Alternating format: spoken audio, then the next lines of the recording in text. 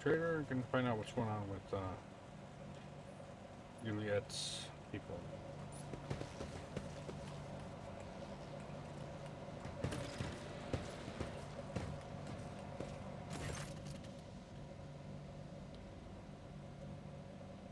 The lanky, haggard-looking officer with sunken cheeks stares at you in fright. His body is shivering as if from a feverish chill, and his eyes are darting back and forth anxiously.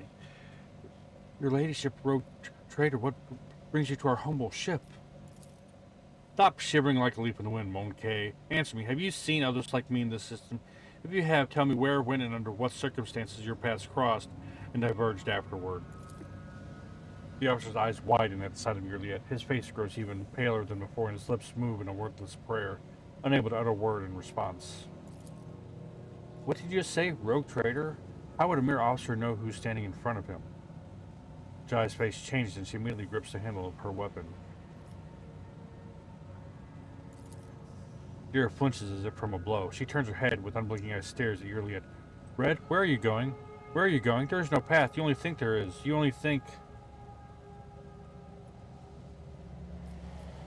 Easy, Juliet. We are about to find out. Please hurry, Alantak. There is no path, Red. There's only marsh. Marsh, and underneath it, rings. Black dragon rings. You have already encircled and broken you. They're encircling you. The officer swallows, gives you a strange look, then closes his eyes. Emperor, forgive me. Oh, this is a trap.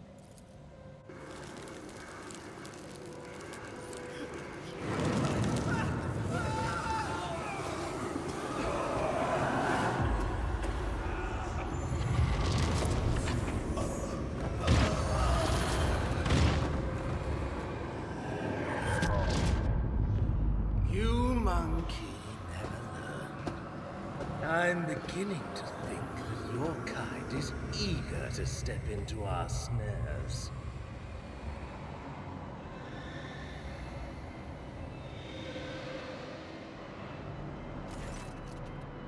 You gasp, sucking in the poison air, each breath scorching your insides with liquid fire from throat to lungs.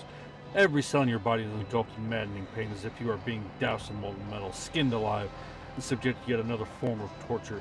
You hear sounds coming from somewhere far away, moans of your people, the shuffling of bare feet, and light footsteps slowly getting closer. Rogue Trader, a long-awaited meeting indeed. You can barely see anything through the haze of agony, but you still remember the voice well. The voice of the Xenos who devastated your capital world. Marazai's face is hidden behind the helmet, but his tone leaves no room for doubt. He is smirking. Juliet, who is writhing in pain next to you, is barely able to get up. No! What have you done? Are you dissatisfied, my kin? I promised that you would have your precious craft world survivors, and so you will. I will take you to them. I might even be there to witness your jubilant reunion. Marazai takes a close look at your companion squirming in agony, then gestures nonchalantly to someone you cannot see. Bring in the injectors. The Monkey I promised to Tervantius are among them. I do not want these wretches to move an inch until they are in the hands of the Arch Machinator. As for you, there's a disturbing gleam in the Draken's eyes. You will have your share of paralyzing dreams too, but I am going to keep you. You are far too precious to be surrendered to a madman playing with fire. You will rue crossing me again. You disappoint me, Monkey. I've heard the pleas of millions and curses of billions. You can do better. His last words fill your head like a deafening echo of a ship's siren. The gas creeps deeper into your lungs, eating away at them hungrily. As the agony spreads down your every limb, you are suffocating. Are you enjoying the sensation? And this poison made for you! Who could have thought that a Monkey would one day earn such an honor? A special gift from a Dracon? But your suffering, the Xenos leans closer to you. I knew the taste would be exquisite were to add a touch of the Drukhari's talent for extracting anguish.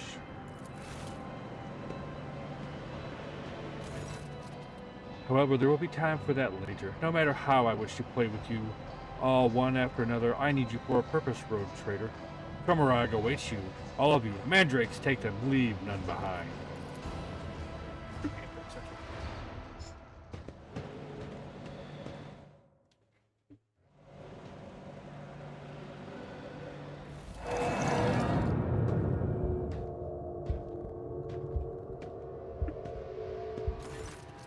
Your consciousness emerges from an ocean of darkness and nightmares as someone's powerful hand reaches into the depths and brought you to the light.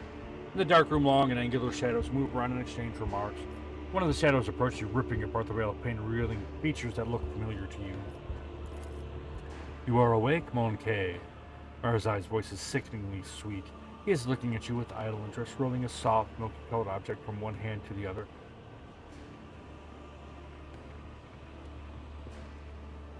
Our Toxin Master spared no efforts to drag you out of the induced dream. I must commend the Nightmare Weavers. The emanations of fear you exuded in your delirium are worthy of the highest praise. However, it is time for you to finish what you were brought here for. It is time to work for the good of the Cabal, rogue trader. Where are the others? What have you done with them? I do not know, rogue trader. Perhaps they are exuding suffering in one of the choirs of pain and torment. Perhaps they are rotting in one of the vats on the tiers below. I care little for their fate. As for your little friend from the craft world, oh, you are going to meet her soon. I bet you cannot wait to look into the eyes of the one who brought you to me, can you? Burn in the Emperor's scorching light, you filthy Xenos. Marzai clicks his tongue and gently caresses the object in his hands with the claw of his glove, making him emit a little squeal. It looks like you have acquired a taste for pain, Mon K. Have it your way, then. Resist the inevitable and know a new facet of suffering. The Drukhari gestures to one of the shadows near you, and your head is forced backwards. Marzai brings the hand holding the strange object closer, managed to make out a translucent, glossy skin and bluish, pulsating organs beneath, and a little head with serrated jaws before the Drukhari pushes the larva into your face.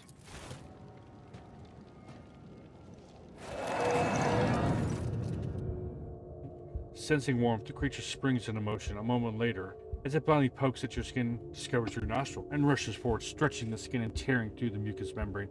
Unbearable pain overwhelms you as the larva begins to force its way through the soft tissue and cartilage, each of its movements causing a crunching noise to reverberate through your skull.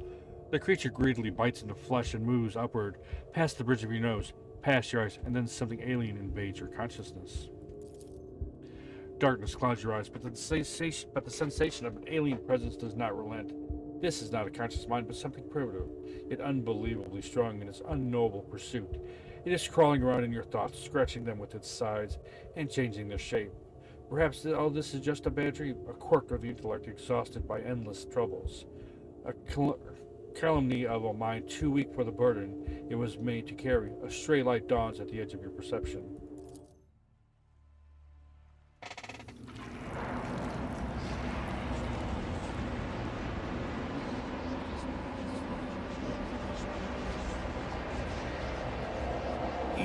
Disappointed us, rogue trader from Valancius.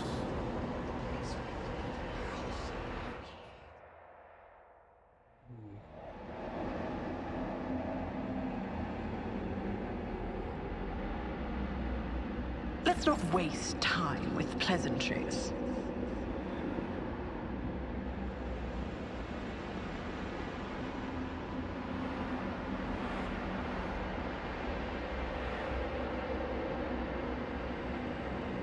Captain received the extra message from Draconis.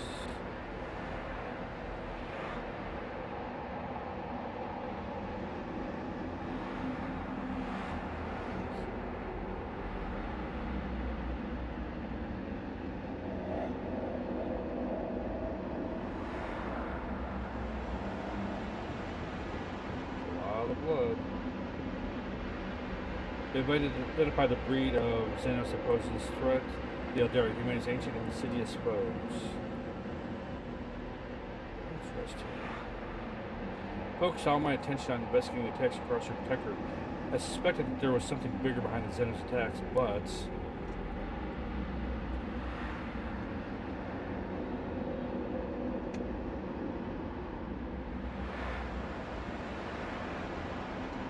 how is it you were the only soul who managed to escape the trap on Macabre Minors?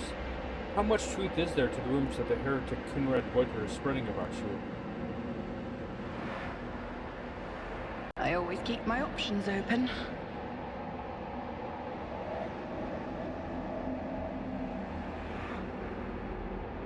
I'm going to ignore any minor liberties that you, esteemed rogue trader, may have afforded yourself.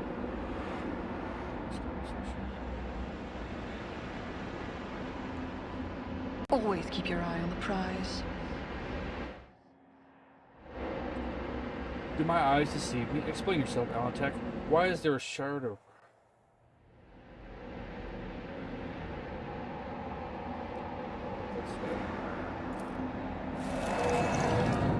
You are accused of consorting with Xenos, betraying the Imperium, and neglecting the interests of humankind.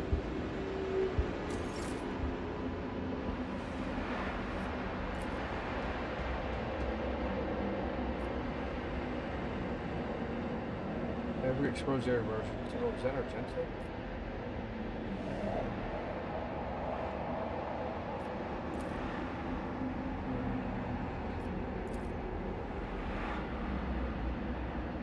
Oh wow, that's giant.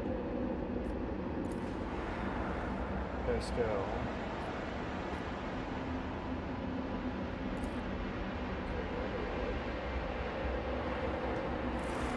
The Tribunal is waiting for your explanations.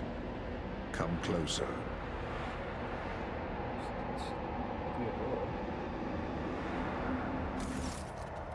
And here comes our principal witness, the rogue trader herself.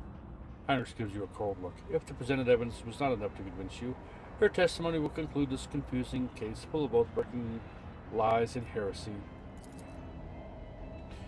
You drag this girl into trial and now expect someone will lend an ear to a lowly heretic's testimony? I thought better of you, Interrogator Von Calyx. I was so very wrong. Lady Theodora's voice sounds even harsher and angrier than you remember.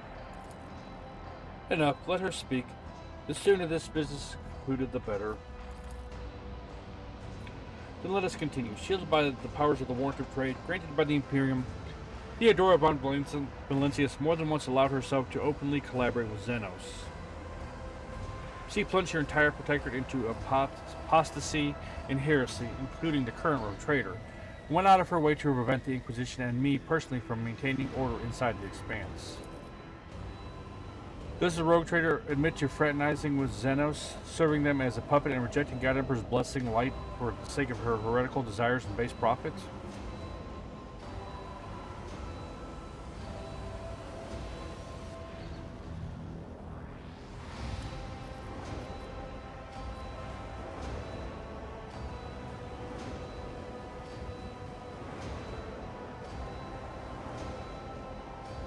Wait, something is wrong. Why are you all here? Where is Marzai? What happened?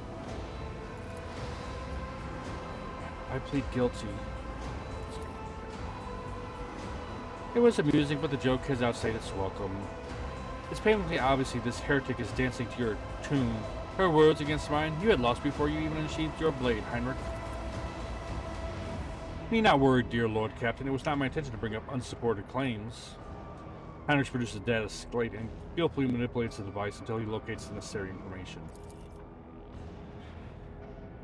There is not much evidence to collect, but the mere fact that the rogue trader inevitably ended up in the right place when the Drukhari attacked her worlds and merchant vessels, when sometimes late, is the best proof that she was collaborating with other Xenos. Who else could provide detailed information about the Cabal's future movements and raiding targets? The only Xenos plane I am aware of is the one where they play foul games with my head.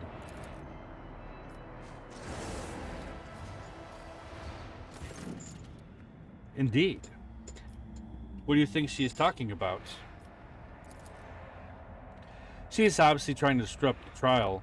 Lena Voice-Hour suggests you watch your tongue and behave yourself, and perhaps, only perhaps, it will be enough to preserve your miserable life. At this point, the Tribunal probably wants to know what the true intentions of the Von Valencius dynasty are. The rogue trader claims she has been waging war against the Drukhari this entire time, except, was there really a war? Or was it another carefully staged performance? Allow me to explain what actually happened. Selena Voidstar Von Valencius personally invited the Drukhari to her worlds and then used their strength and resources to sow chaos in the Expanse to gain leverage over her rivals. It is very convenient to play the victim while working with those who rob your neighbors, blind and terrifying the worlds that pay you tribute. How much did you profit from this, rogue trader? Did you think I would not uncover your pathetic conspiracy? See, that's this one. Yeah, see, that's... Enough of the circus, Heinrich. I did not set up any attacks. Rogue Trader, you are destroying your only chance to make yourself useful to the Inquisition and to me personally. Do not tempt fate and do not resist the examination. See, examination. Are you really saying your war with Drukhari was not a hoax? Then how did you and your foolish subjects know the coordinates of the enemy's ships every time? How did you know their targets? Do you think your experts on all things Xenos were shrewd enough to divine the carefully devised plan of the Cabal's finest? Now, only the other Drukhari could do that, and even then, only a few. This means you were in collusion with them. See, that's just...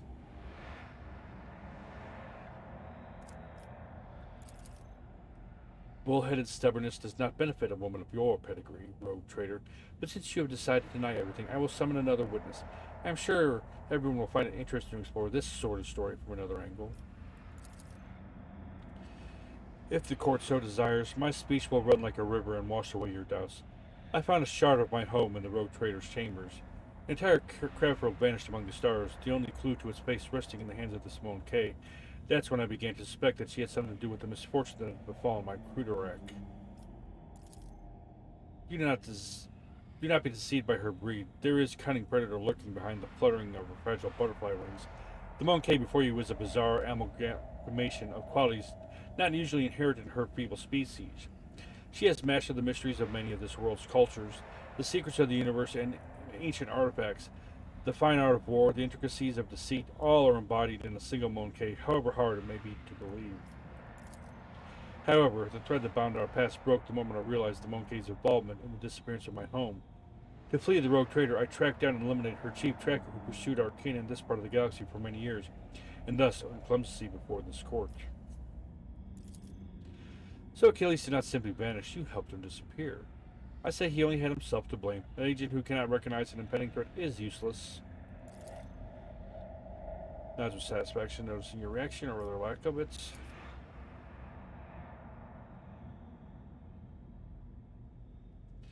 The court has been presented with enough evidence, and I hope no one is harboring any doubts as to the guilt of the Von Valencius dynasty. But let us allow the Rogue Trader to say her final word. We are all curious to know what you have gleaned from this inquiry.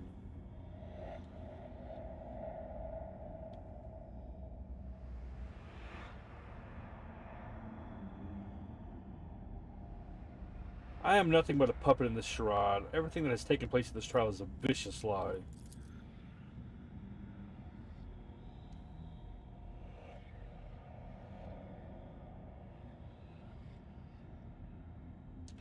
You try to push the words out of your throat, but they become stuck in a suffocating lump, choking you. Henrik notices your struggle and quickly changes the subject. The Rogue Trader is obviously stunned by the realization Theodora has been using her this iron time to impede me.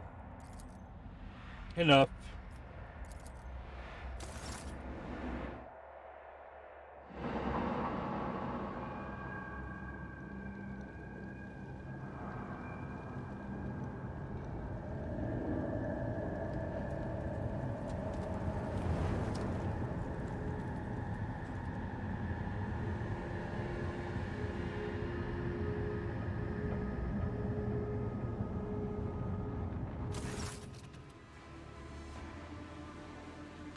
After the spell is lifted, staggering pain pierces your body. Darkness clouds your vision and nausea creeps up your throat, but the wounds you manage to forget soon remind you that you are still alive.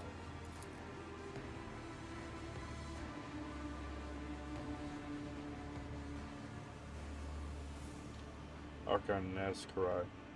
Marizai Azara, stricken of the Cabal of the Reaving Tempest, first blade to Lady Yemerus, eviscerator of the Illidros, blaze of the Barcog Kingdom, and slayer of the Ferocious of the Pale. How dare you come before the Council of Archons of the Dark City with this lesser creature?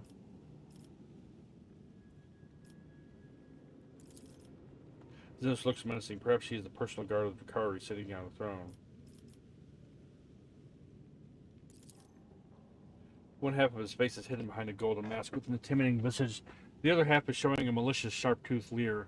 The Xenos' elaborate armor is decorated with skulls and patches of human skins, impaled on countless blades and hooks. He carries himself with authority and ease, as though he is a ruler who holds the threats of fate of all those present tightly in his grasp. Let me look at Mara's eye. A triumphant grin erupts on Mara's eye's face, but the Xenos remains surprisingly composed and does not dare interrupt the unknown speaker. Juliet? Your absorbs every word, occasionally wincing in pain and covering her weeping wounds. Her posture and gestures are full of tension, like prey cornered by a pack of predators. Juliet shrinks under the hungry stares of those around her. With the greatest respect, mighty Nazareth Kai, Archon of the Cabal of the Black Heart, first among the chosen, the voice of the yellow overlord of the Dark City, bringer of demise, conqueror of 100 worlds. Good lord, you guys like to talk. The Council of Archons has heard enough platitudes, Drakon Marzai, and no longer wishes to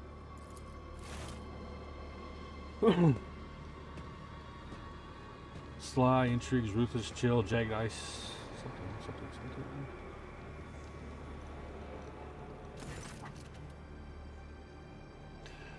Of vitriol verbose, the cut and thrust keep time and with fate's own machinations grave, but whose deft footwork leads to naught but dust, while from its brutal finish none can save. This play the Puppet Master granted me, though through murky stalls a path obligingly. The great Puppet Master has Vect himself invited you to this chamber? No matter, you may be our guest, Arabinian, but you are merely a spectator in this performance, and spectators do not belong on the stage, as you undoubtedly know. Do not interfere. The stranger presses a delicate finger to the lips of his sorrowful mask and says, with a twinkle in his eye, "A shadow in the shadows will I be." That's a harlequin.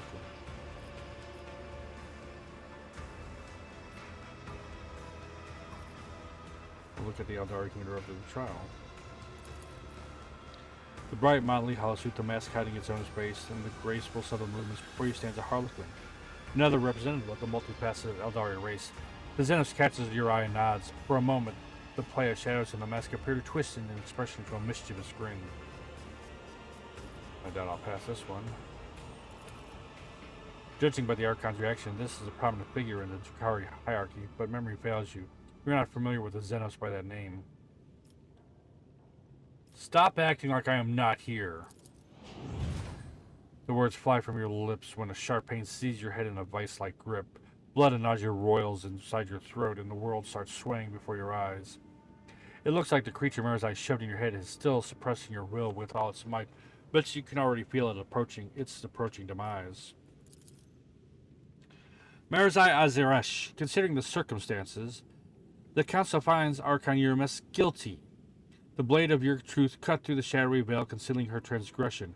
However, how dare you insult the council with such a pathetic complaint? You should have ripped Urames' heart out with your own hands and granted her soul to Vect if you wanted to atone for the mistakes of the Reaving Tempest. Marzai's eyes widened, filled with astonishment and disbelief. He seems to have been certain of the outcome and did not expect what he is hearing now. His lips twist in an enraged snarl, hatred directed at the Xenos on the throne, yet it finds no outlet under the gaze of the dozens of Drakari in the chamber. To contradict my decision is to contradict the decision of Vect himself, fool. Allow me to discipline you for your weakness. Today, the Drakon will lose its wings and plunge to the very bottom of the chasm. You will go to the arena to atone for your mistakes and impertinence alongside the rabble you have dragged to Camarog. If you are a true Drakon, you will rise again. If you do not, your suffering will satiate the worthy. Lay down your weapons and follow the guards. I will let you keep what little dignity you have left. This is my final gift to you, Marazai.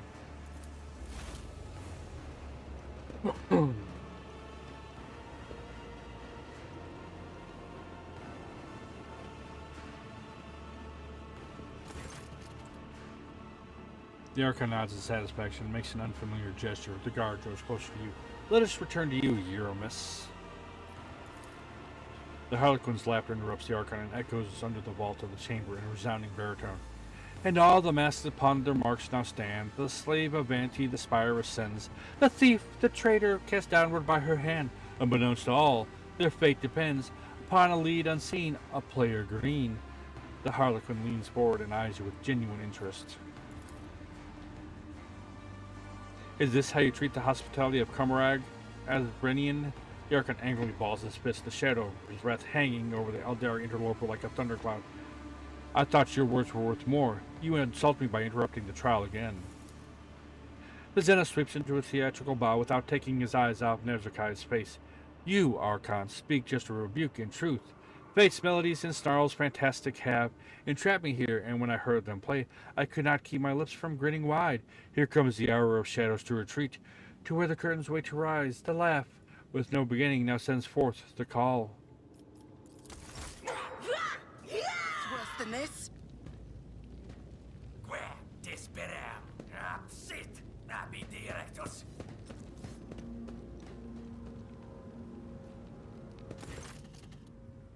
The world is an impenetrable haze of warm pain. You lie motionless. No, you rest. The murky gloom slowly dissolving into nothingness. Sometimes you repose as troubled by unpleasant and persistent tremors coming from the place where your legs used to be. You do your best to ignore them. Wait, you vulture, this is not your prey. A vaguely familiar voice reaches you through the curtain of darkness, but your disobedient thoughts refuse to reveal where and when you have heard it before.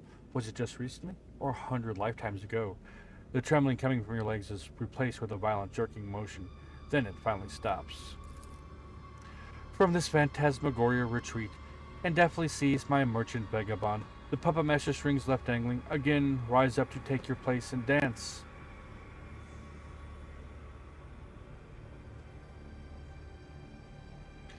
A spark ignites in the darkness, and its light ruthlessly cuts through the gloom that envelops you. An ugly image of the reality around you assaults your retina. You can feel your body again and realize it is filled with pain. Your shoulder is sore from an infection.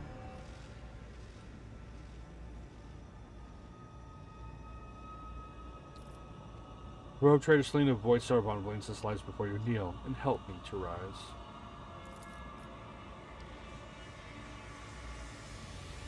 Stone speaks to bored indifference. Let your hauteur a steady crutch become, and vanity its elbow offer up. You immediately regret this decision. Every inch of your body is suffering. There is a dull, debilitating pain in your head caused by chemicals of some kind. Your body is covered in deep cuts, made either for fun or with sinister intent. All of your organs appear intact, but the same cannot be said for your blood. You have lost a great deal. Finally, a strange, gnawing spasm occasionally flares at the base of your skull. It is severe, but for some reason, it is what concerns you most of all. All your equipment is gone, as are your shoes. You don't even have a knife at hand to fend off enemies, or to open your veins.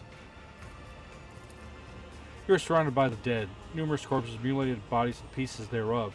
Humans, Drakari, and other Xenos unfamiliar to you lie motionless in this gruesome mortuary.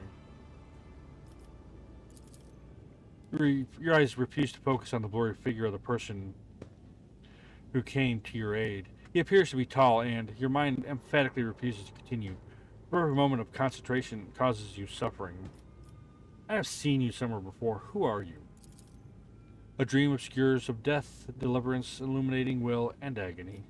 Where am I? Among the shadows and the wings you lie, where taut are pulled the puppet master's strings. My companions, where are they? Not here. The roles have been decided now, but if you play your part, perhaps the plot will draw you back together, or to doom. The figure's cruel laughter follows. This overture in verse, the final lines. The merchant's time to tread the boards has come. Embark now upon your pilgrimage, and take my parting gift, a humble prop. The stranger deposits something in your hand and disappears into the twilight.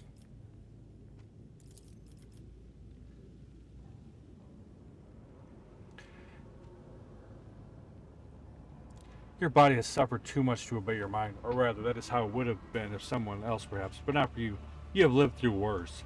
Anguish, torture can never break you now. You will rise to your feet and press on. All that is left to understand is why you should.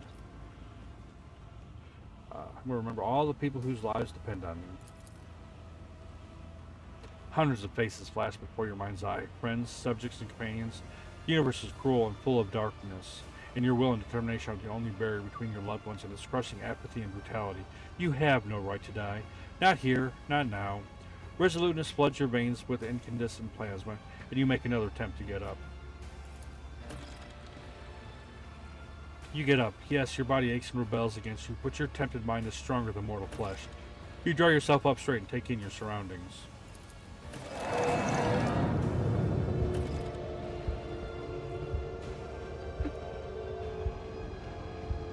I know how to take risks.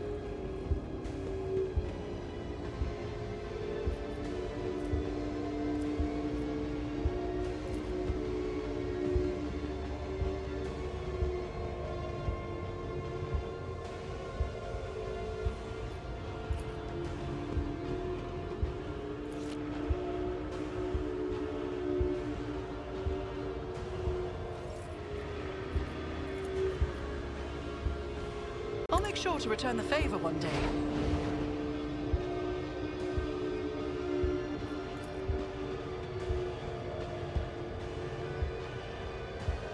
Success is the only outcome I accept. Good shot with that. One bullet, huh? 96. That's weird. Gotta talk to the beggars. Is there money to be made? I always get the job done.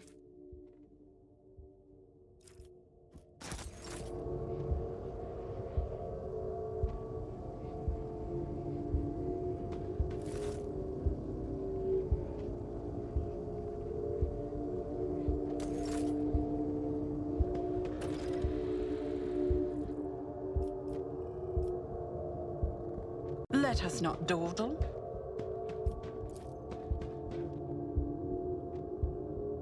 That's how it's done. What a peculiar thing.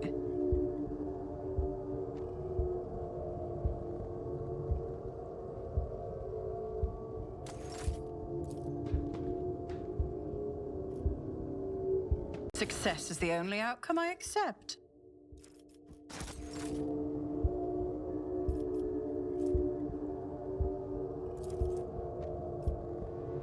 I will lead us to fortune. I owe you a debt.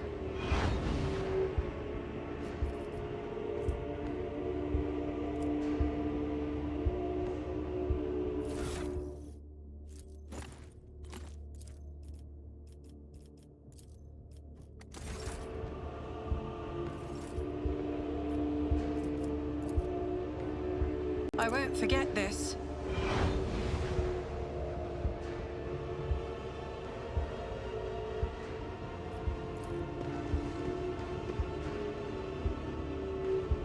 Just as I planned.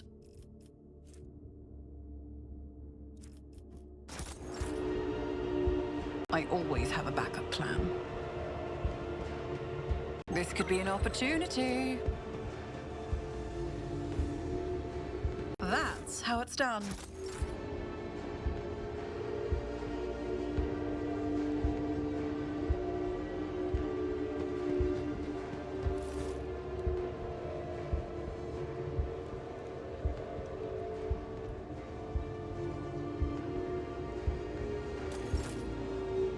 This is intriguing. I always get the job done.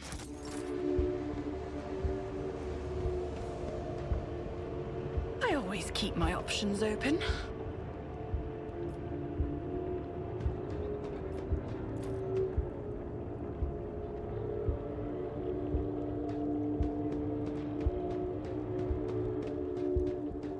What a peculiar thing. Success is the only outcome I accept. Keep your wits about you.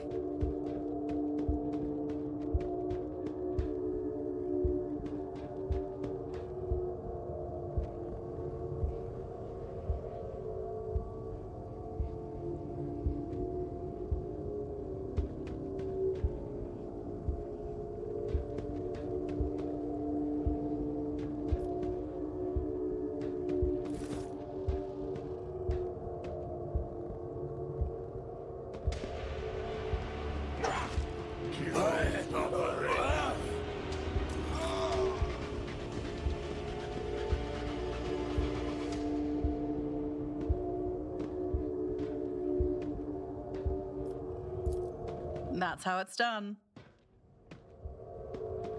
Is there money to be made?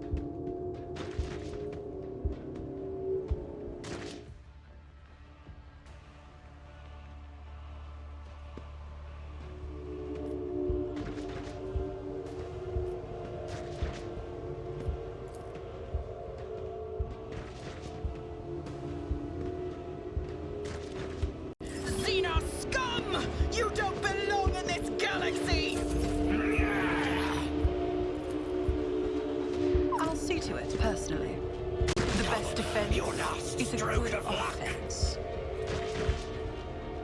make it happen.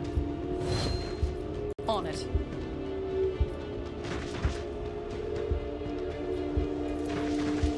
I'll see to it personally.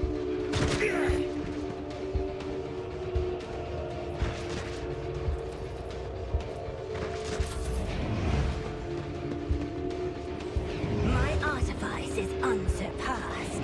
Your death is approaching.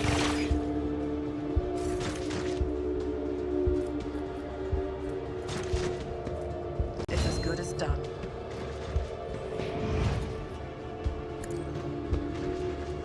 Another enemy down. Who if not me? You are doomed.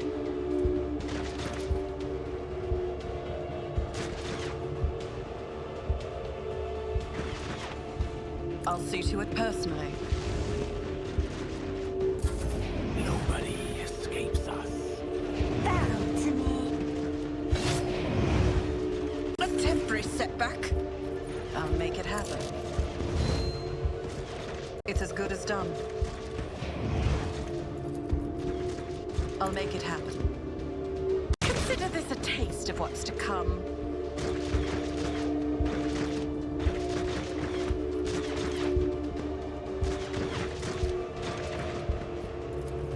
On it.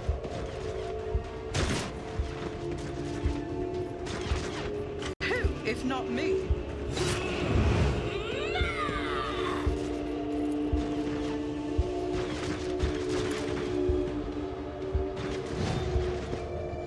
I'll make it happen.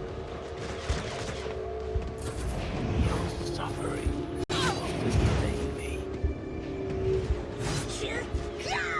I've faced worse than this.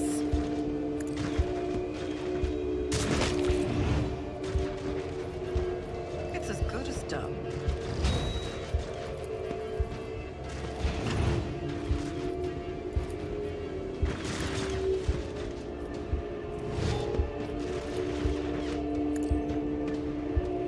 You should have thought twice before crossing me.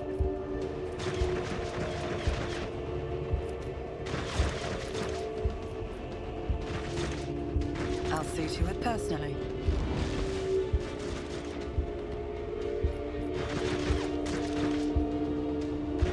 I'll make it happen.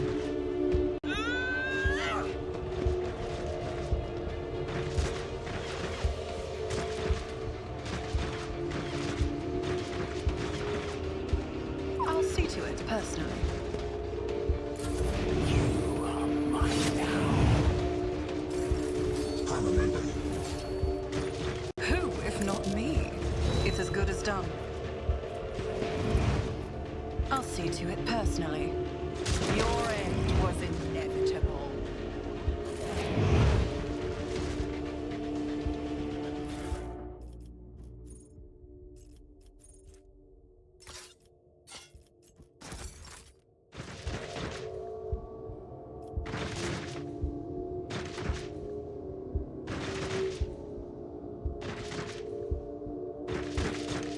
Rise to the top, or get left in the dust.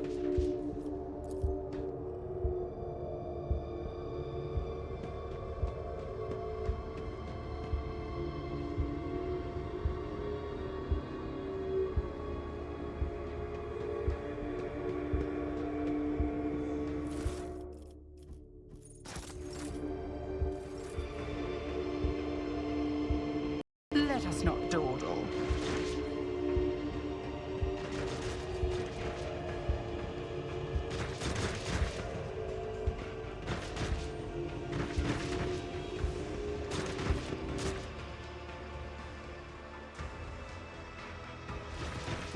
I always keep my options open.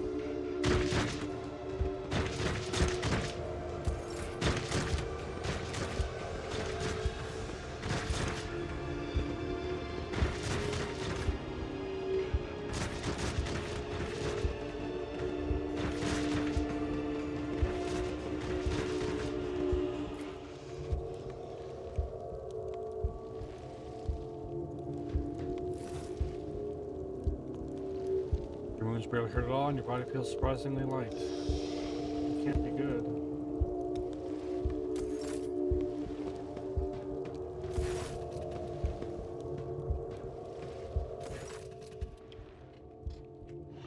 The den you have found yourself in is filled with heady smoke and the walls are lined with living shadows. The center of attention are snake-like Xenos. He is engaged in a conversation with a pale, harried-looking Drakari who pays you no mind, much like everyone else in here. This particular breed of abominable Xenos is unfamiliar to you, but its appearance alone speaks of a vicious nature and inborn wickedness. Everyone gathered here is armed. They all bear scars, and some even have fresh wounds. You notice a few humans among the Xenos. They clamor in a mishmash of tongues, and their laughter rings with lunacy and bloodlust. The air is thick with an all-pervading sense of doom. Your trained eye does not fail to notice that virtually everyone in this place is under the influence of some substance or other, and powerful ones at that. It seems you have wound up in a narcotics den.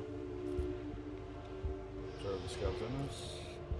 Leader of this gang is powerfully built. His scaled hide is reinforced with engraved metal in several spots. His long tail coils around and around, and his snake-like head sways gently from side to side. The Xenos is enjoying a state of blissful relaxation. His companion, the gaunt Drakari, is looking at him obsequiously. Her entire body is adorned with hundreds of embedded steel beads and thousands of red injector marks. May we speak? The snake-like Xenos either fails to notice your presence or is simply ignoring you. Iridescent eyelid membranes slide over his eyes, momentarily shuttering them. No doubt, a telling look among his kind.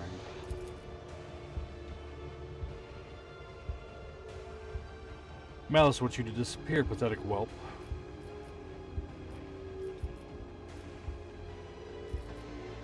You're Malice, then, I take it? I am Malice. You are an inconvenience. Get lost or you'll find out how Malice deals with inconveniences, humanly.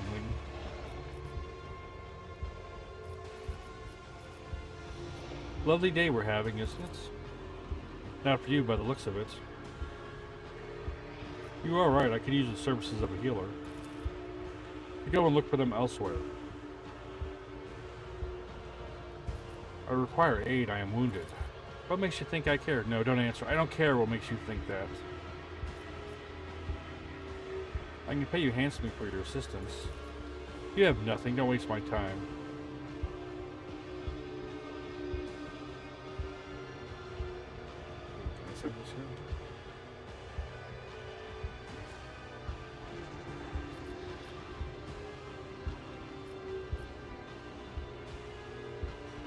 Is there a problem with your hearing? I came to with the business proposition.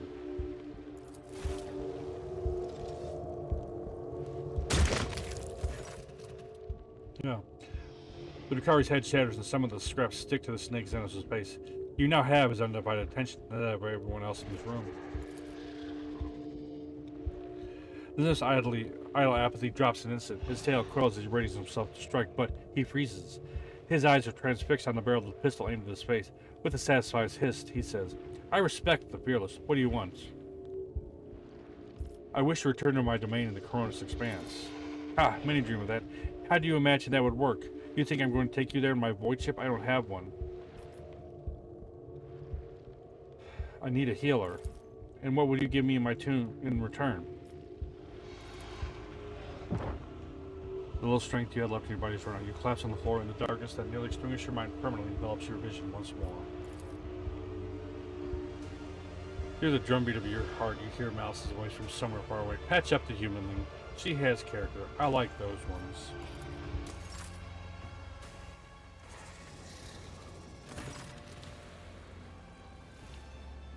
Sensation slowly returns to you. Your body is still in pain, but you are no longer on the brink of death. Your wounds have been crudely closed with metal clamps, and your throat is pocked with injector tracks, as though you've been wearing a neck pillow of needles.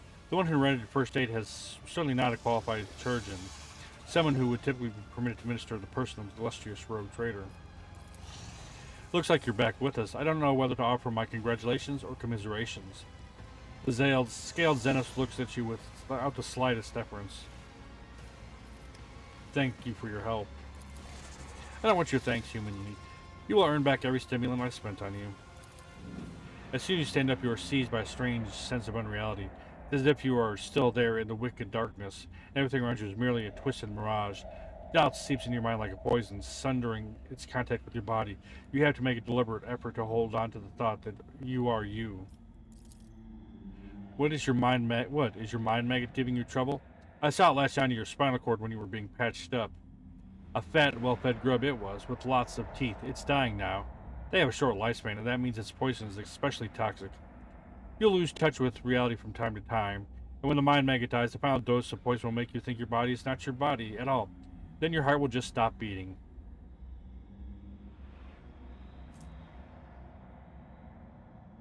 Jesus Christ. I could have pulled that thing out of you, of course, but I thought, why should I? I consider it a guarantee of your gratitude towards me. When you've earned your healing, I release you from it. The lipless mouth stretches into a bloodthirsty grin. Or you can reject my generous offer and look for help elsewhere. Have you heard about the humanling that's always hanging around the gate of the anatomical opera, gasping for breath and begging the homunculus to save her? She can't breathe normally, even the way she says her name is funny. Jai Hadari, as if she's about to suffocate. Oh, I gotta go help her. Who are you? I am Malice, and the rebel you see are my shriekers. We are gladiators, the bleeding meat of the fatal thirst combat arena. We are the beasts who go out there to kill and die in glorious deaths for the entertainment of the Dark City, and this den is our pleasure ground. And where am I? Kamarag, the Dark City, the underside of the existence, the realm of the Drukhari. You heard of it, humanling? And why did you decide to help me in the end? You are a cocky whelp, but feeble like all members of your race. Your cockiness has not got you killed yet, which means you must be someone important, and you might be useful. And what is a mind maggot? A kind of translucent slug. It is a parasite that can only be found on this side of reality. Mind maggots feed on your memory, and they inject toxic hallucinations into your mind to stop you resisting. Drukhari can train these creatures and use them to show their victims devious mirages. And what do you want from me? Kill for me. Go into the mangled sector, find a freak called the Commissar, one of your kind, spill his guts. Do that and you will earn my favor, and in the chasm, that counts for a lot. Who is this Commissar? A prisoner of the Drukhari who thinks too highly of himself. Instead of dying in the arena without any fuss, he is hiding, gathering other slaves of your race around him, and making pathetic plans to get his revenge. Many of your kind are listening to him. See how few humanling shriekers there are? They used to all come to me, but now they listen to the Commissar and no longer come. The Mangled Sector? What an off-putting name. It's an off-putting place. It's the base of the spire in which we live. Kamarag is stitched together from scraps of various dimensions. In the Mangled Sector, the seams are starting to rip. Space is collapsing in on itself, and entropic radiation is off scale, spawning all kinds of abominations, and the sector itself is slowly but surely turning into nothing. Some unhinged humanling went there recently. What did they call him? Warsorian? He was old but strong, and too loud. His visits probably stirred up all the freaks. You should be more careful and quieter than he was. See, that's two that I know. You have to be insane to set foot in a place like that. Insane or an outcast like the Commissar hiding from the hunts. Or you. And why do you want me to do it? I don't want to drag my whole gang into the Mangled Sector. The place will kill off 3 times more fighters than the Commissar's crew will. That means I need to send in an assassin. The Commissar's fighter know my shriekers, but nobody knows you. Besides, you don't have a choice, which means you'll see it through to the end. I'm going to need a more serious weapon. Prove that you're useful first. Do this, and Malice will see that you have something to have decent toys to play with, but not before. In the meantime, you can pick something out of the junk pile. He gestured at a container half full with shoddy equipment. I have no interest in killing anyone for you. That's what you think. I'm not even going to punish you for your disobedience. You'll think about it and realize on your own that you won't survive in Kamarag without friends. You need shelter, weapons, a healer. I need what's sitting on the Commissar's shoulders. Bring me his head. In exchange, I will share my toys with you. They make surviving Kamarag possible.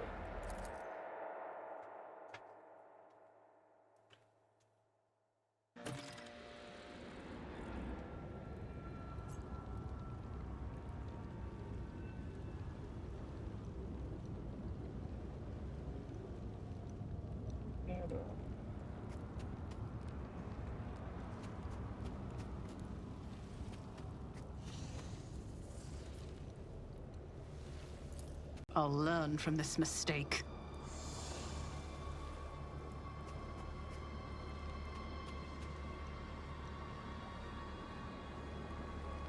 Is there money to be made?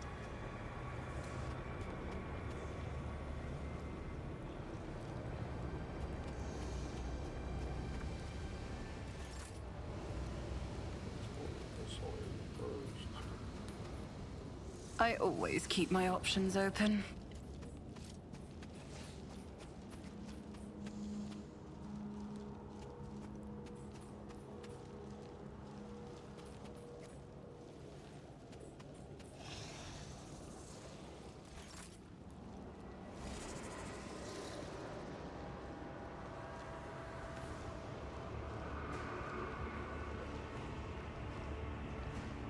Keep your wits about you. Can't climb down that ladder. That's it. Oh my god, it's so wicked.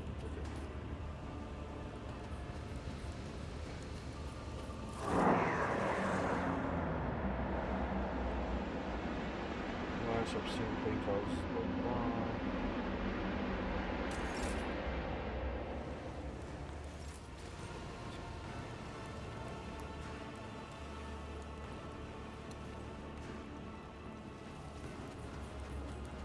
Always keep your eye on the prize.